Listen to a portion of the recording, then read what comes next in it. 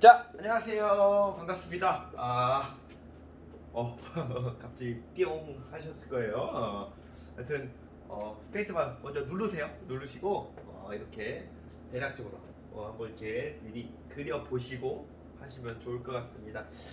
자, 오늘 촬영하는 시간 9월 15일 11시. 31강은 여러분들 2시간에 걸쳐서 할 겁니다. 그래서 제가 하다가 끊고 다음 강 다시 올릴게요. 31-1, 31-2라고 생각하시면 되고, 제가 아직까지 판서로 계속 학교 생활하면서 맨날 수업을 했는데 가장 만족할 만한 판서였습니다. 작년에 한 거. 올해도 거의 올해도 지금 조금 수정하긴 했지만 근데 제가 이게 보니까 이게 삐뚤빼뚤해서 그렇긴 하지만 하여튼 가장 제가 그래도 나름 이 붕당이라고 하는 그 탕평정치까지 조선 후기의 정치사를 그래도 나름 잘 정리했다고 자부할 수 있는 그 강의가 요 31강 붕당과 탕평정치입니다. 전근대사 공부하시는 전근대사 다시 근현대사 기준 아시죠? 가장 힘들어하는 부분이 바로 여기입니다. 정치사 부분에서 이 붕당정치라는 거예요. 붕당정치. 그러니까 여러분들 온클로 찍었으니까 이해 안 가시면 다시 한번 수업 들어보시고 또 책도 교과서도 한번 읽어보시고 안 되면 저한테 오시면 됩니다. 나름 제가 그러니까 근데 전 학교 다닐 때 공부했을 때 가장 이 부분을 재밌어하긴 했었어요. 제가 또 이쪽 부분이 이 붕당정치가 복잡합니다. 솔직히 복잡하긴 했는데 여러분만 할 때는 어려워요. 가장 어려워하고 정치자 분인데 막상 이게 권력이 바뀌고 권력 투쟁 그리고 이 부분이 사극에서도 가장 많이 나오는 부분이긴 됩니다. 또 장희빈이라는 그 사람을 주제로 해서 그 숙종 때 환국정치 이런 것들이 상당히 영화나 사극 드라마로 많이 하는데 그 부분이 바로 여기입니다. 자, 우선은 조선 후기 정치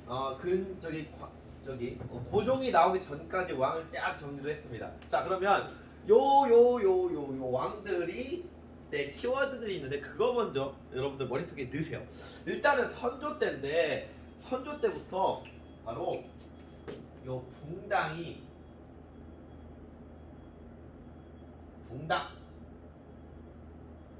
시작됩니다.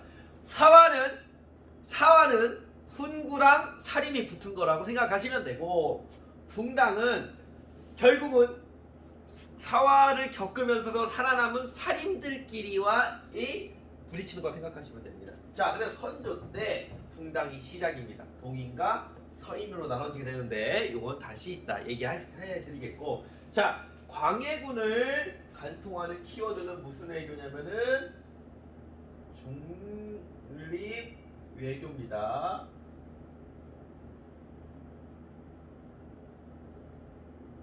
자, 광해군 때는 바로 중립 외교가 되겠고, 인조 때는 바로 정묘호란 반정을 통해 권력을 잡은 인조는 정묘호란, 병자호란이라는 후국 나중에 청을 세우는 요 애들한테 외침을 받던 시기가 이게 되겠습니다.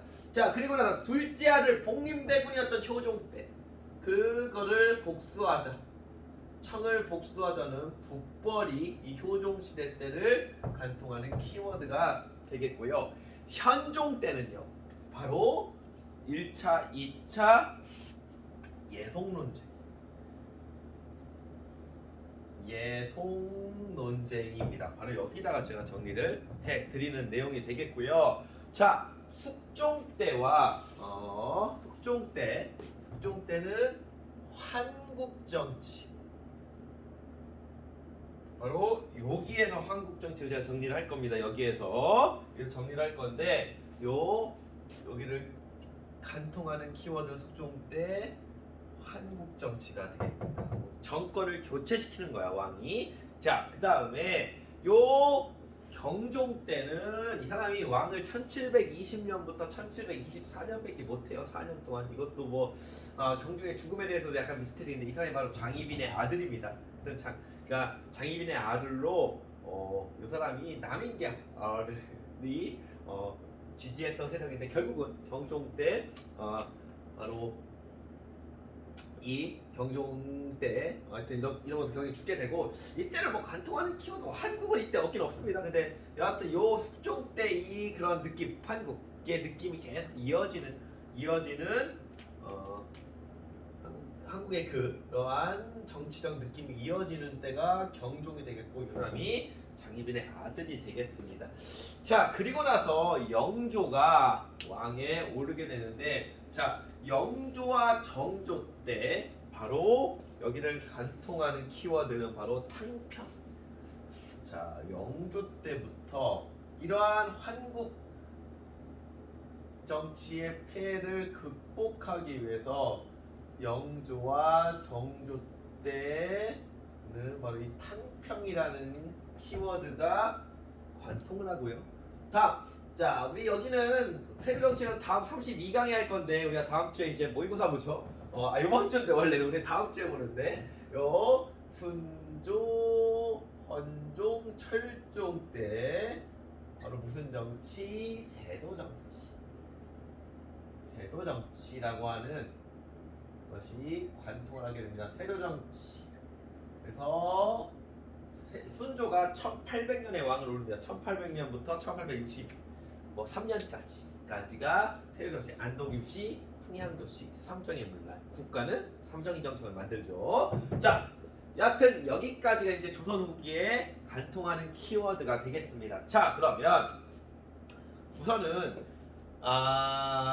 분단 정치 일단 요 동인과 서인이 나누어지게 되는 과정에 대해서 잠깐 정리를 좀 한번 해보도록 하겠습니다.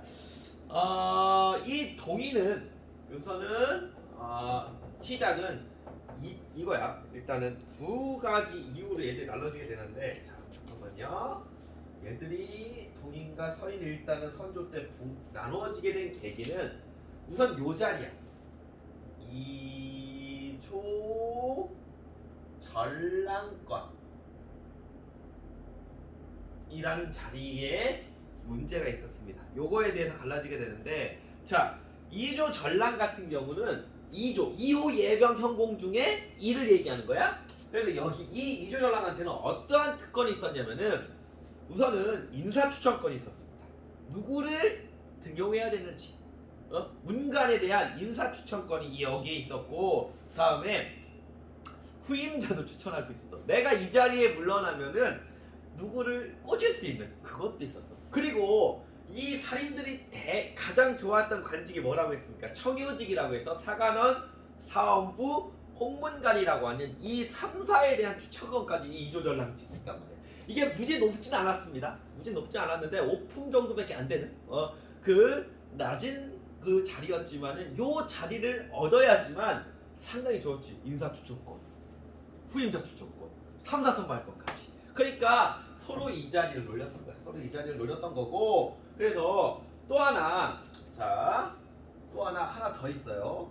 척신 정치에 대한 청산 문제. 쉽게 말해 여러분 척신이라고 하면은 이렇게 생각하시면 돼. 가장 대표적인 척신은 외척입니다. 외척.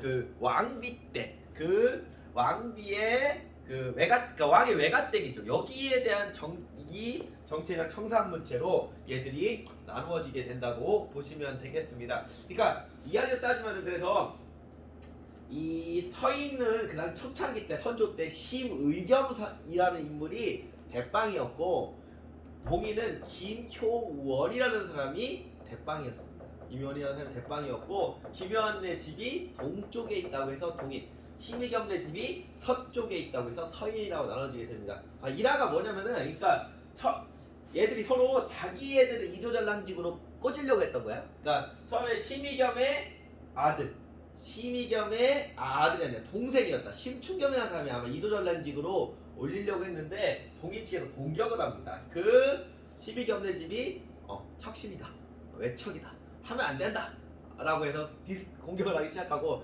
나중 되면 또 동인의 김효원의 이조전랑직으로 추천을 받으니까 저 김효원은 예전에 기억나세요? 대윤하고 소윤 나왔을 때 소윤의 대표적인 윤원영네 가훈하고 또 연결된다. 저놈 하면 안 된다. 해갖고 그 이조전랑 자리를 두고 이 또 척신 정치에 대한 청산 문제까지, 외척에 대한 청산 문제까지 얘기했던 이걸로 해서 동인과 서인이 나눠진다고 보시면 됩니다.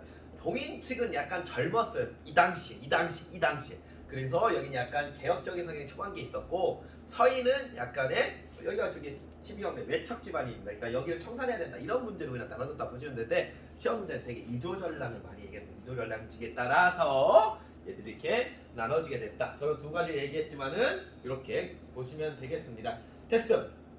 자 그러다가 이 북인과 남인으로 이제 동인 내에서 갈라지게 되는데 자 무엇 때문에 갈라지게 되냐면은 첫 번째가 요거야.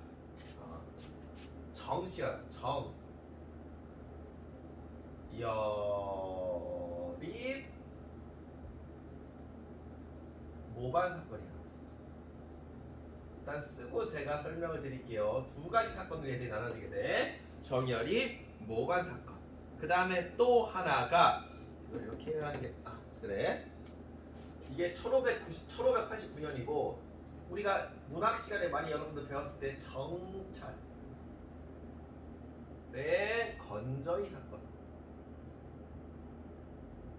자, 정철의 건저의 사건. 뭐 건저 사건 해도 되고요. 건저의 사건이라고 보시면 이제 투정이 나와요. 투정. 자, 일단은 정열입부터 얘기할게요. 정열입은 원래 서인이었다.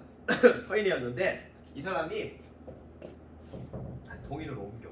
그러니까 이게 흔하지. 오늘날도 여러분들 저희 정치인들 보면은 저기 당적으로 옮기는 케이스들이 있잖아요. 당적으로 옮기는 케이스들이 있듯이 거기에 서인을 활동했던 정열입이 동인으로 탈바꿈합니다. 자, 그러니까 서인 입장에서는 별로 이 정열입에 대한 기본적인 생각이 좋겠어 나쁘겠어? 별로 좋지 않지. 우리 쪽이 저로 갔으니까 약간 배신자? 뭐 이런 느낌? 이게 넘어가게 됩니다. 그래서 그러다 정열입이 결국 이 사람이 저기 전라도 출신입니다. 전라도 자기 지역으로 내려가갖고 이제 간직을 간두고 지역으로 내려가갖고 일종의 그 모임을 구성해 커뮤니티를 구성한다 생각하시면 돼. 대동계 개 있잖아 개 대동계라고 하는 개를 결성해서 뭐 다양한 활동들을 하겠지. 다양한 활동들을 하는데 이게 다양한 활동들을 하는 과정에서 이 사람이 뭣도 했냐면은 저기 무술 같은 것도 했어. 무술. 그러니까 오늘 뭐 하다가 또 활쏘기도 하고 뭐 무예 연습 같은 것도 했나 봐. 그러니까 이거를 구실 잡았던 거야 서인들이. 일종의 정치 공작을 펼친 거라고 보시면 됩니다. 그래서 그러니까 이게 좀 약간 실체가 없어요. 그래서 이거 다양하게 나눠져. 이게 정말 정열입이가 그러니까 서인은 뭘로 공격했냐면 이거 군사 기술 한다. 반란 일으킬 것이다. 무장을 하고 있잖아. 그래서 반란을 일으키고 제가 공격을 하고 그 다음에 반대측에서 아니다 이게 뭐냐 하여튼 이 정열이 결국 자살하자마자 죽을 거예요. 그러니까 실체가 없는 건데 이걸 구실 삼아서 동인들을 대거 공격을 해요. 정열이 모반 사건. 정열이가 연계됐던 동인들을 서인 측에서 공격을 하는 거지. 그래서 이때 많이 당했던 애들이 약간 북인 쪽이야. 그러니까 정열이가 가까운 동인이었나 같아 선생님 생각에는. 그러니까 이때 많이 당해. 그리고 그 적게 나간 애들이 남이냐. 그리고 이때 정열이 모반 사건을 수사했던 애가 정치계. 물론 특별 검찰이라고 생각하면 특검이라고 생각하시면 돼. 그래서 이 동인들 입장에서 상당히 정철에 대한 생각이 당연히 또 안 좋아지겠지. 그러니까 다시 정리. 정열이 모반 사건을 감찰했던 그러니까 수사했던 대빵이 정철이었던 거야. 송강 정철이었던 거야. 그 유명한 가사문학의 대가 정철이었던 거야. 그래서 정철에 대한 부정적인 생각이 일단 동인들이 커지게 됐고 이때 정철에 의해서 많이 당했던 애들이 북인. 약간 그래도 동인치고는 적게 당했던 애들이 남이 되는 거야. 이해되셨습니까? 자, 됐어. 그러다가 2년 뒤야. 휘탐탐. 동인들은 정철. 저놈을 어떻게 해야 될까 하는 복수의 칼날을 갈겼겠지. 자, 때는 됐습니다. 1591년 임진왜란 1년 전이야. 자, 근데 선조가 나이는 많이 먹었어. 먹었는데 뭐를 안 했냐면은 세자책봉을 하는 거야. 세자책봉. 자, 우리가 왕한테는 전하, 세자한테는 저하라고 합니다. 저하. 사극 보세요. 저하라고 해요. 세자한테. 그러니까 정철의 건저 사건은 저하를 세우자는 거야. 세자책봉하자는 거야. 근데 생각을 해보세요. 이게 상당히 위험 부담이 큰 겁니다. 아니 내가 시뻘겋게 왕이 내가 살아있는데 그러니까 이거 말을 잘해야 돼. 타이밍을 잘 맞춰야 돼. 타이밍을 세자 전화 뭐 잘해야지 왕한테. 내가 시뻘겋게 사는 이놈이 그 잘못 얘기했다 기분 나쁘게 얘기하면 어떻게 되겠어 왕이. 가만히 안 있겠지. 그러니까 그때 선조가 또 남부럽지 않은 좀 약간 의심, 질투, 약간 그런 사람인데, 그래서 하여튼 그 신하들 입장에서 걱정이 되는 거야. 이 사람이 나이는 차는데 아직까지 세자 책봉을 안 하니까. 그래서 이 얘기는 이 북인의 대빵이 있어. 이름 이산해라는 사람인데, 이산해가 정철한테 갔대. 그러니까 그러니까 서인의 정철, 북인의 이산해가 만난 거야. 만나갖고 이산해가 더 높았습니다. 아마 영의정인가 그럴 거야. 그래서 정철이한테, 야 정철, 그렇게 안 했겠지. 정대감, 우리 내일 거래 들어가면은 우리 왕 선조한테 세자 책봉 광해군이 그 당시 가자 했으니까 저 세자로 책봉을 올리자. 그리고 먼저 정대감께서 말씀을 하면은 내가 지원해줄게. 이렇게. 오케이. 정철도. 그러니까 이건 같이 공유했던 문제 의식이었던 거야. 갑자기 왕이 죽을 수도 있으니까 세자 책봉을 너나 안 하니까. 자, 갔어. 다음날. 정철이 전하, 세자를 책봉하셔야 됩니다. 등등등 얘기를 했겠지. 근데 이산해가 입장 변경을 하는 거야. 정대감 뭐 이렇게 했겠지. 영상대감 무엇을 하는 짓입니까? 지금 전하께서 시뻘겋게 살아계시는데, 뭐 그렇게 시뻘하는 건 아니니까 살아계시는데 지금 뭐야? 이 불충입니까? 하는 거야. 자, 결국은 정철이 유배를 갑니다. 그래서 이때 이 정철을 세게 좀 북인은 정철이나 악감정이 더 세잖아. 그래서 세게 처벌해야 된다는 쪽이 북인. 그리고 약하게 그러니까 정철이 건재사건 이제 서인을 공격하는 구실로 서니까 이 서인을 강하게 처벌해야 되는 쪽이 북인, 좀 약하게 처벌해야 되는 이렇게 해서 북남으로 나눠지게 됩니다. 결국 정철이 유배가서 썼던 게 뭐 있어? 그게 관동별곡이야. 관동 저쪽 강원도 우리 건빈이 사는 거 속초 요쪽 가서 유배가서 썼던 게 관동별곡이 되겠습니다. 자, 이렇게 해서 나눠지게 되는데요. 북인의 대빵은 나중에, 그러니까 북인은 그 서경덕 그다음 많이 들어보셨죠? 또 그다음에 아침밥 이름이 조식이야. 조식. 이 서경덕과 아침밥 조식 계열이 북인. 요 남인은 계속 저기 태계 이왕 계열 쪽으로 좀 더 저기 다른 사람이 되겠고, 일단 서인은 나중에 좀 나눠지게 되는 여기는 율곡이 이쪽 집안이 이쪽 계열이 되겠습니다.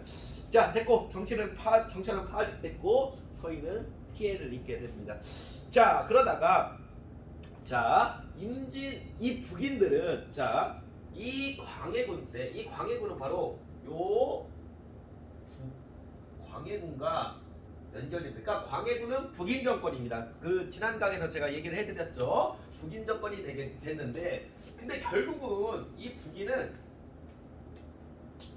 인조반정에 의해서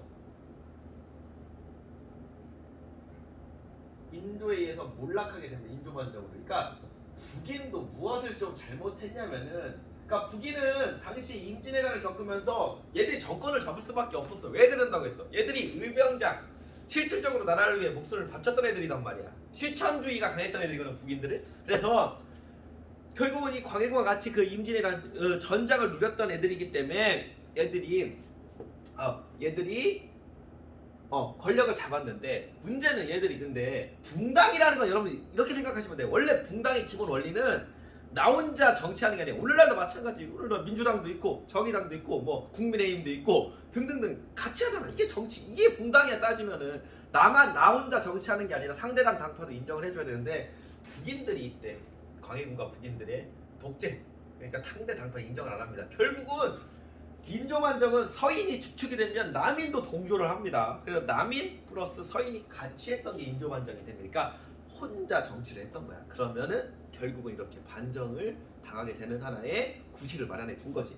자, 그러다가 인조반정을 이 서인들이 주도합니다. 근데 이 서인 라인이에요 지금. 서인이 인조 반정을 주도. 얘들이 인조반정을 주도를 하게 되고요.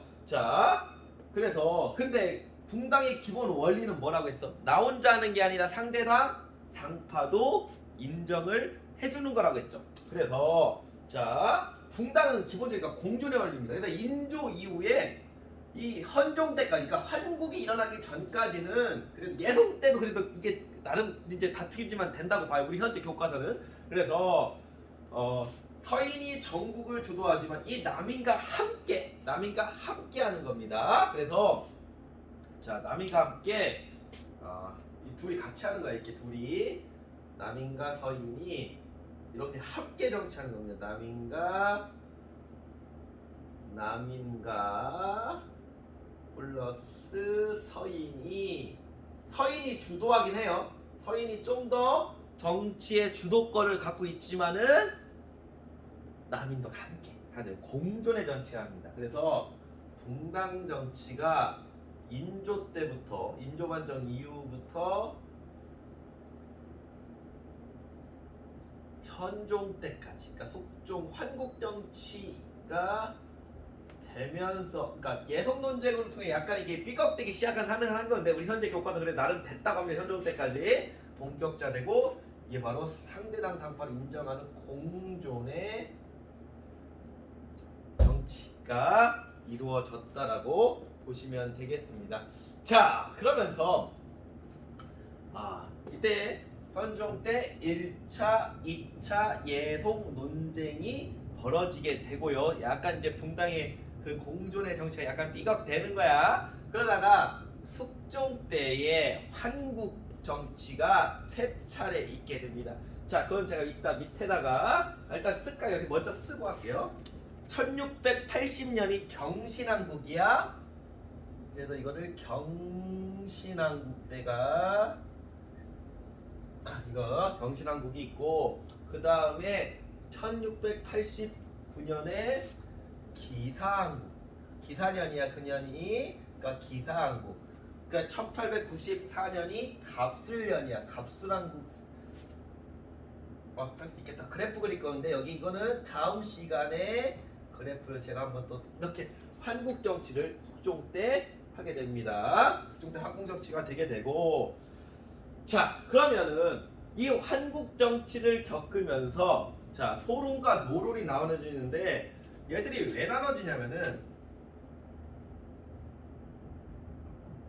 바로 이거야. 남인들을 처벌하는, 요게 남인 처벌 문제로, 남인 국기라고 해. 남인 처벌 문제로 소론과 노론이 나왔는데, 그 얘기는 다시 한번 제가 얘기해 드릴게요. 그러니까 똑같아. 그 북인하고 남인도 처벌 문제잖아. 세게 처벌당하는데 약하게 처벌해야 돼. 그래서 노론이 강경파야. 노론은 세게 처벌하자. 남인은 환국 때. 소론은 온건파야. 약하게 처벌하자. 라고 해서 나눠지게 됩니다. 소론의 대표적인 사람이 윤증, 윤유 이런 사람이 소론이고, 노론은 송시열. 송시열이 대표 이름이 되겠습니다. 대표자가 되겠습니다. 자, 결국은 그래도 계속 정치의 중심은 요 노론 계열이, 여기가 되게 노론 중심의, 여기가 기득권 형편 그렇고, 노론이 우위를 점하면서, 자, 노론이 우위를 점했고, 이러는 와중에 이제는 영조가 되기는. 근데 영조 자체도 노론 계열에서 꽂은 왕이다, 솔직히 말씀드리면. 그러니까 결국은 노론, 근데 그런 얘기를 영조에서는 좀 슬그머니 좀 지우죠. 탕평책을 얘기해야 되니까. 근데 영조 자체도 노론 계열. 근데 여하튼 영조와 정조 때 탕평파고, 자, 그래서 얘들은 탕평파를 육성합니다. 그러니까 얘 둘에 대한 탕평은 제가 다음 시간에 여기 탕평에 대한 내용을 얘기할게요. 일단 약간 다르긴 해. 탕평파 육성에서 정치를 했고요. 자, 그 다음에 이제는 세로 정치가 되면은, 자, 여기까지 하시면 되는데, 일단은 소수 외척감. 어차피 다음 시간에 또 여기 세로 정치는